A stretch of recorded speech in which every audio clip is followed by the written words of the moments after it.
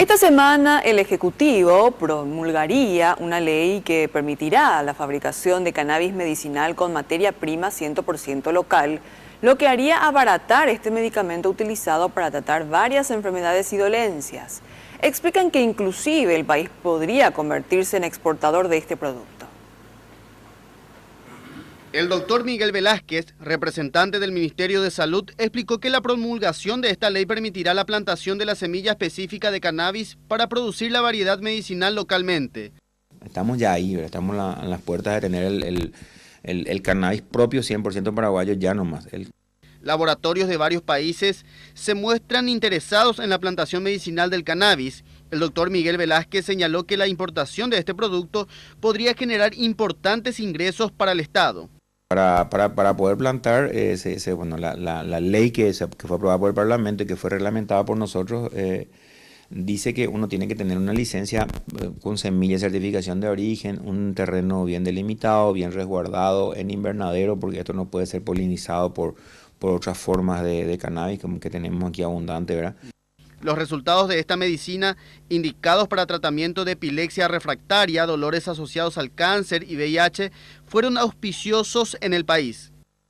Yo estoy cerrando un estudio de 1 año de uso personal de cannabis con pacientes, ¿verdad? Y realmente los resultados son sorprendentes. Sorprendentes para lo que uno podría esperar con un medicamento que se está usando en distintos lugares del mundo así en forma muy...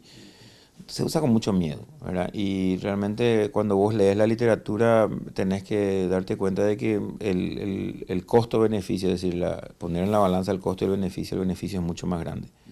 La Asociación de Padres que utilizan este producto se mostraron contentos. Mencionan que el siguiente paso es incluir el cannabis medicinal dentro de la lista de medicamentos gratuitos del Ministerio de Salud.